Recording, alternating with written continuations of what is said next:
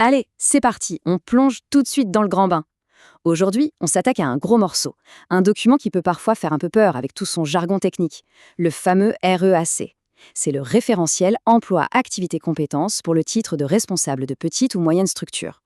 En gros, notre but dans ce décryptage, c'est de prendre ce pavé super dense et de le transformer en une véritable boîte à outils, claire et ultra pratique. On va décortiquer tout ça ensemble pour voir comment ces concepts s'appliquent vraiment dans le management au quotidien. Alors, au programme de notre feuille de route aujourd'hui, on a 6 grands piliers. 1. Le rôle du RPMS. 2. La gouvernance. 3. Les ressources humaines et la sécurité. 4. Le marketing et la stratégie. 5. La finance et les indicateurs. Et pour finir, 6. La performance globale. C'est un menu bien complet pour maîtriser tranquillement cette certification. On attaque direct avec la section 1, le rôle du RPMS, ou comment naviguer dans un monde en pleine mutation.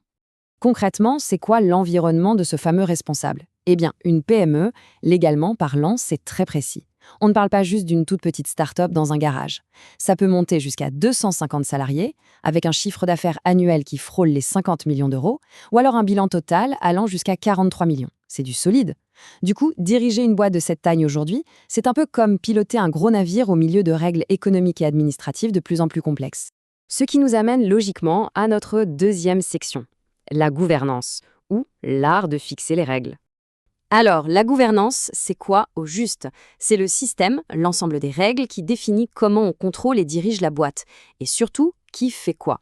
Le truc super important ici, c'est de bien séparer les rôles. La gouvernance, disons les fondateurs ou le conseil d'administration, donne le grand cap stratégique. Ce sont eux qui écrivent les règles du jeu. Le manager, lui, agit par délégation. Son vrai boulot, c'est de prendre ces grandes idées un peu abstraites venues d'en haut et de les transformer en actions super concrètes sur le terrain. On passe au pilier numéro 3, les ressources humaines et la sécurité. Autrement dit, la gestion de l'équipe. Parce que pour que la stratégie fonctionne, il faut des humains, on est bien d'accord. Et face à un marché qui bouge tout le temps, c'est tout à fait légitime de se poser cette question. Comment on fait pour que les compétences de l'équipe restent au top pour affronter les défis technologiques de demain? Eh bien, le mot magique ici, c'est la GEP, la gestion des emplois et des parcours professionnels. C'est vraiment un terme incontournable de ce référentiel. Ce n'est pas juste de la paperasse administrative, c'est carrément une méthode d'anticipation. Au lieu d'attendre de se prendre le mur parce qu'un métier a disparu, on met le parcours du collaborateur au centre du jeu.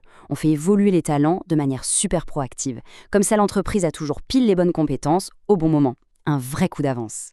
Et pour que ça marche, le REACH insiste à fond sur le fameux management participatif. Fini le chef à l'ancienne qui donne ses ordres du haut de sa tour. Aujourd'hui, on veut de la planification, de l'organisation et du suivi collaboratif. On va plutôt chercher à mobiliser l'intelligence de tout le monde pour atteindre l'objectif. Franchement, ça change la donne. C'est une posture qui booste massivement l'engagement de l'équipe. Bon, bien sûr, mobiliser une équipe, ça exige aussi de garantir sa sécurité absolue. Là, on touche au DUREP, le document unique d'évaluation des risques professionnels. Comment ça se passe en pratique? D'abord, on fait un audit pour repérer les risques. Ensuite, on élabore des mesures correctives. Et attention, ce n'est pas un document qu'on imprime une fois pour le ranger dans un tiroir. C'est un outil qui vit, qu'on doit mettre à jour en continu pour protéger la santé de chacun au quotidien. En fait, tout ça, de la GEP à la sécurité, ça nous amène tout droit vers un autre acronyme ultra puissant, la QVCT, la qualité de vie et des conditions de travail. Ne vous y trompez pas, ce n'est pas juste un bonus sympa pour faire plaisir, c'est un véritable levier stratégique. Améliorer les conditions de travail au quotidien avec cette démarche collective, ça a un impact direct et massif sur la réussite opérationnelle et économique de toute la structure. Allez, on avance. 4e section, marketing et stratégie, ou comment conquérir le marché. Une fois que l'interne tourne bien, il faut regarder dehors, analyser son environnement. Et là, le manager sort ses meilleures boussoles, les matrices SWOT et PESTEL. Le SWOT d'abord pour diagnostiquer sans filtre nos forces et nos faiblesses internes et repérer les opportunités et les menaces immédiates. Et puis le PESTEL pour avoir une vue d'hélicoptère et scanner les grandes menaces extérieures, que ce soit la technologie, la politique ou la réglementation. C'est littéralement le radar indispensable du manager d'aujourd'hui. Et une fois qu'on a bien analysé le terrain, on passe à l'action avec le marketing mix. C'est la boîte de vitesse de l'entreprise. En gros, c'est là qu'on prend les décisions pour que l'offre cartonne. Quelles sont les caractéristiques du produit? On le vend à quel prix? Sur quels canaux de distribution? Avec quelle communication? Toutes ces actions doivent s'emboîter parfaitement avec l'analyse stratégique qu'on vient de faire. On arrive à notre section 5, la finance et les indicateurs, la gestion des fameux chiffres. Je sais, ça peut faire un peu peur, mais pas de panique. Le REAC ne vous demande pas de devenir expert comptable du jour au lendemain. Il faut surtout savoir lire entre les lignes. Par exemple, analyser le bilan, ça sert de tremplin pour piger le BFR, le besoin en fonds de roulement, c'est-à-dire l'argent dont on a besoin tous les jours pour faire tourner la boutique.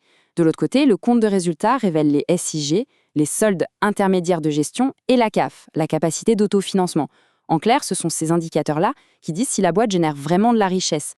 Et quand on plonge dans la comptabilité analytique pour calculer les vrais coûts, on tombe sur la notion d'unité d'œuvre. Imaginez une grosse facture globale, genre l'électricité. Comment on la répartit équitablement entre les différents services? Eh bien, on utilise une unité d'œuvre, une clé de répartition, comme le volume d'heures travaillées ou le nombre de salariés. C'est vraiment la clé de voûte pour obtenir un coût de revient d'une justesse implacable. Sans ça, on navigue à l'aveugle. Nous voilà déjà au 6e et dernier pilier, la section 6, la performance globale, axée sur la responsabilité et la durabilité. Le grand message ici, c'est que la performance d'une entreprise aujourd'hui n'est plus seulement financière, elle est globale. C'est là que la RSE, la responsabilité sociétale de l'entreprise, devient une compétence absolument centrale au cœur des opérations. Ça veut dire anticiper la transition écologique, pousser l'économie circulaire, lutter vigoureusement contre les discriminations ou encore adapter très concrètement l'accessibilité pour les personnes en situation de handicap. Finalement, c'est ça la marque de fabrique des organisations qui vont vraiment durer. Alors voilà, on a décomposé ensemble ce vaste référentiel en 6 piliers d'action bien concrets. L'idée, c'était vraiment de voir comment on traduit tout ce jargon technique en des outils de gestion qui ont un véritable impact au quotidien. Mais la question qui reste en suspens pour la fin, face à une économie qui va toujours plus vite et qui est toujours plus imprévisible, est-ce que maîtriser ces outils suffira ou est-ce que les managers vont devoir complètement réinventer les règles du jeu demain ? Une chose est sûre, maîtriser ce glossaire, c'est la toute première étape indispensable. Merci d'avoir suivi ce décryptage avec nous.